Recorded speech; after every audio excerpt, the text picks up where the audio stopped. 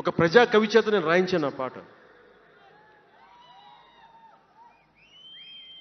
దాన్ని ఖండించినప్పుడు నేనేమనేది ఏంటంటే, అంటే నేను అంత నిష్పక్షపాతంగా ఉంటాను.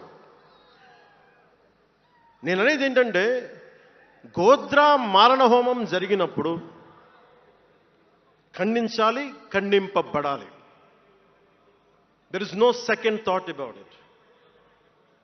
కానీ అసలు ఎందుకు జరిగింది అని ఆలోచిస్తే, కరసేవక్స్ రామ భజన చేసుకుంటూ ట్రైన్లోకి వెళ్తే ఒక గోద్రాలో ట్రైన్ని తగలబెట్టేశారు. మరి దాని గురించి కూడా మాట్లాడాలి కదా.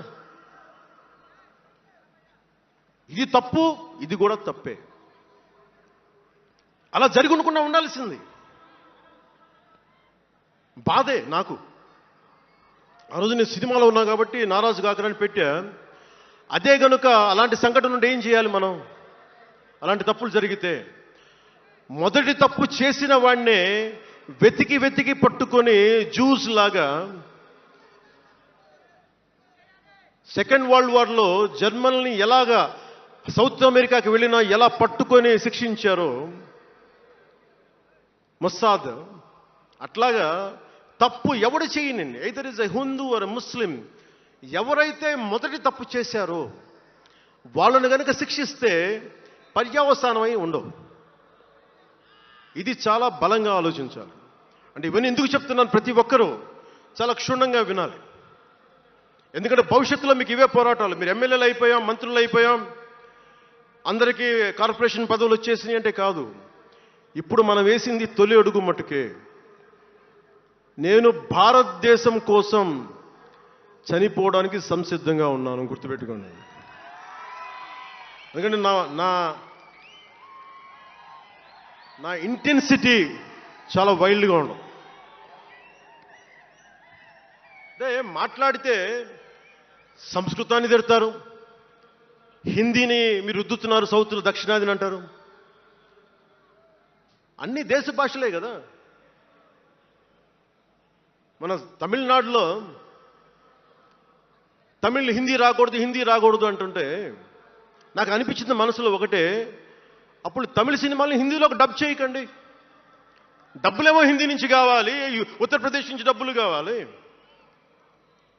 బీహార్ నుంచి డబ్బులు కావాలి,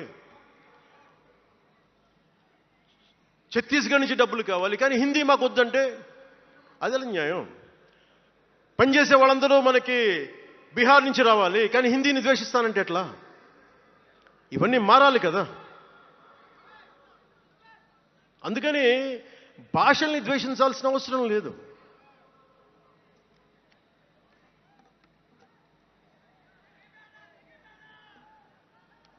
అంటే మనం ముఖ్యంగా హిందువులందరికీ నేను చెప్తా ఉన్నాను, మీరు ముస్లింలను చూసి మీరు నేర్చుకోండి. పవిత్ర రంజాన్ మాసంలో ఉపవాస దీక్ష వహిస్తున్న నా ముస్లిం సోదరులందరికీ నా హృదయపూర్వక రంజాన్ శుభాకాంక్షలు. సంస్కృతాన్ని తిడతారు, గుళ్ళల్లో సంస్కృతాలు మంత్రాలు చదవకూడదంటారు. ముస్లిమ్స్ ఆ మాట అంటున్నారా? అరబిక్లోనే కదా, ఐదర్ హిందూ ముస్లిం, ఐదర్ ఆంధ్రప్రదేశ్లో ముస్లిం కావచ్చు, తెలంగాణలో ఉన్న ముస్లిం కావచ్చు, తమిళనాడులో ఉన్న ముస్లిం కావచ్చు, అరబిక్లోనే కదా మంత్రాలు చదువుతారు, ప్రార్థిస్తారు. హిందూ ధర్మంలో సంస్కృతంలో చేస్తారు. దానికి ఏంటి సమస్య? తమిళంలో చదవాలా, తెలుగులో చదవాలా, కన్నడంలో చదవాలా? ఆ విధి విధానాలు ఉన్నాయి, వదిలేసేయండి వాటిని. వాటి జోలికి వెళ్ళకుండా కష్టాలని వాటిని పట్టించుకోండి.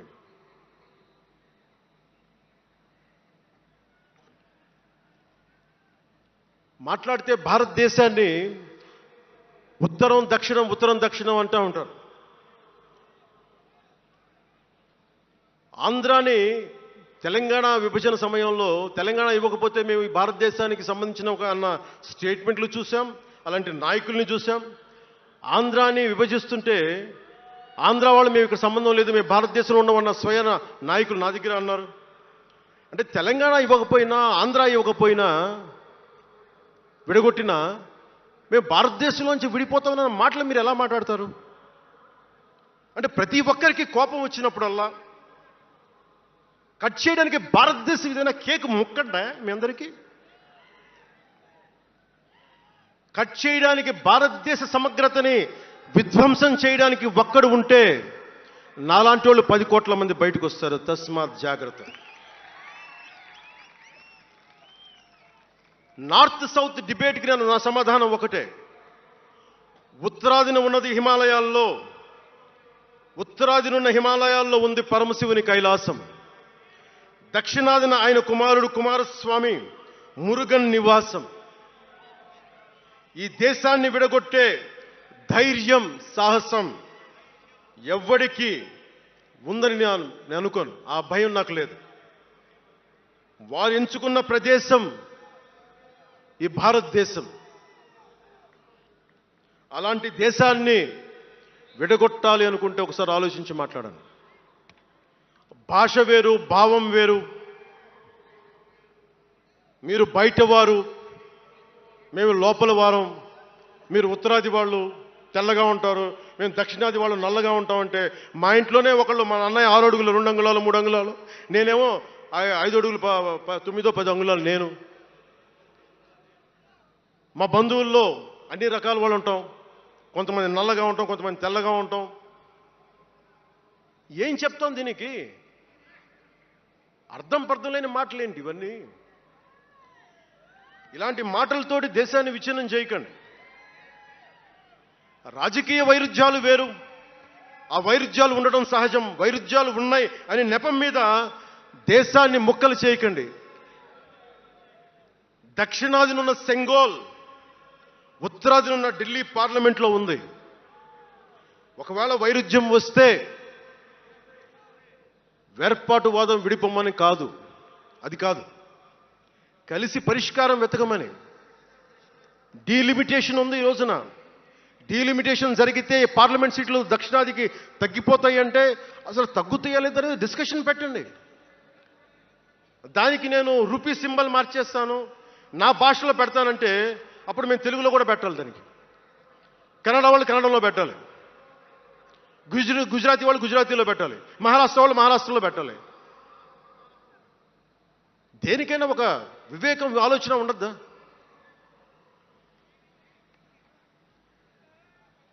ఉన్నత పదవుల్లో ఉన్నవారు మీరు చాలా ఆలోచించి చేయాలి. చాలా ప్రభావితం చేస్తాయి మీ మాటలు.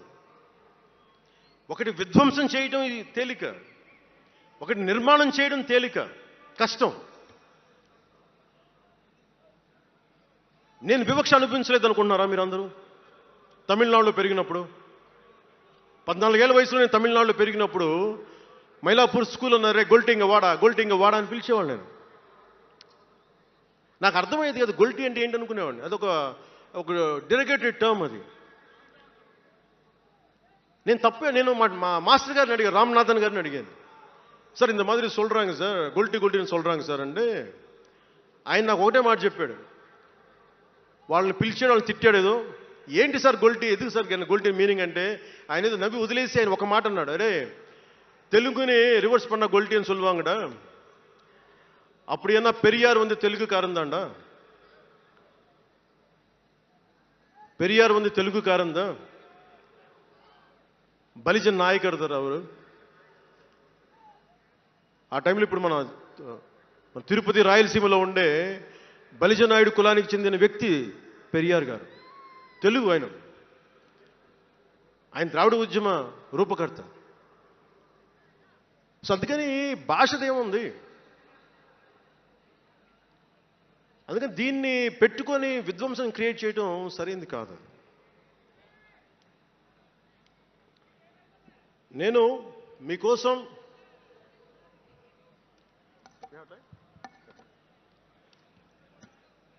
జన సైనికులకి, వీర మహిళలకు, నాయకులకు, అండగా ఉన్న శ్రేయోభిలాషులకు, ఆదరించిన ప్రజలకు, నమ్మి నిలబడ్డ సహచరులకు ఒకటే చెప్పదలుచుకున్నాను, మీరే నా బంధం, మీరే నా అనుబంధం, మీరే ఈ జనసేనానికి రక్త సంబంధం.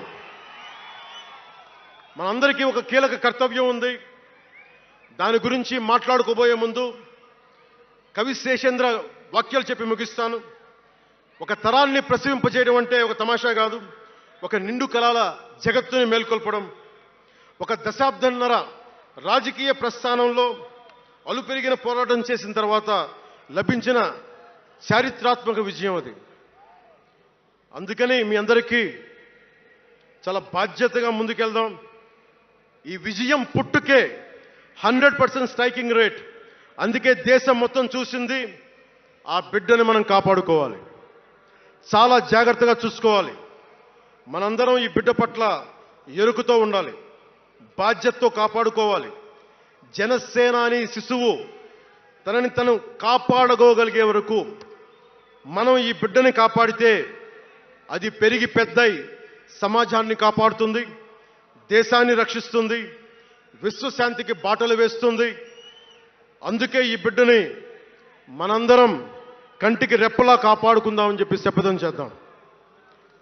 ఒక అవతారం, దాని పుట్టుక ఎలా ఉంటుందో మహాకవి శ్రీశ్రీ కవితా పంక్తుల్లో చెప్పి ప్రసంగాన్ని ముగిస్తాను. యముని మహిషపు లోహగంటలు మబ్బు చాటున కణేల్మన్నాయి, నరకలోకపు జాగిరమ్మలు గొలుసు తెంచుకు ఉరికి పడ్డాయి, ఉదయ సూర్యుని సప్తాహయములు నురగలెత్తే పరుగు పెట్టాయి, కనకదుర్గా చండసింహం జూలు విదిలించింది, ఇంద్రదేవుని మనపటేనుగు ఘింకరిస్తూ సవాల్ చేసింది, ఆది సూకర వేదవేద్యుడు గుర్ఘరిస్తూ కోరసాచాడు, పుడమ తల్లికి పురిటి నెప్పులు కొత్త సృష్టిని స్ఫురింపింపజేశాయి, పుడమ తల్లికి పురిటి నెప్పులు కొత్త సృష్టిని స్ఫురింపించాయి. దీనిని లోతుగా ఆలోచించి ఇక మన ఆలోచన తీవ్రత, భావ తీవ్రత అన్నీ ఉంటాయి. జన సైనికులు మీరు జాగ్రత్తగా ఉన్నంత కాలం మన ఎమ్మెల్యేలందరూ బాగుంటారు, మన మంత్రులందరూ బాగుంటారు, నేను కూడా బాగుంటా. మీరు డిసిప్లిన్లో పెట్టాల్సింది మమ్మల్ని కూడా డిసిప్లిన్లో పెట్టండి మీరు. అందుకని 11వ ఆవిర్భావ దినోత్సవం ముగించుకొని 12వ ఆవిర్భావ దినోత్సవం వైపు వెళ్తున్న మీ అందరికీ వచ్చినందుకు ప్రతి ఒక్కరికి ధన్యవాదాలు తెలియజేసుకుంటూ, మీ పెద్దలకి, నాకంటే వయసులో పెద్దైన వారందరికీ నా నమస్కారాలు తెలియజేయండి, పాదాభివందనాలు తెలియజేయండి. అందరూ క్షేమంగా ఇళ్ళకి వెళ్ళండి. సర్వే జనో సుఖినో భవంతు. జై జనసేన, జై జనసేన, జై భారత్, జై హింద్. జాతీయ గీతం.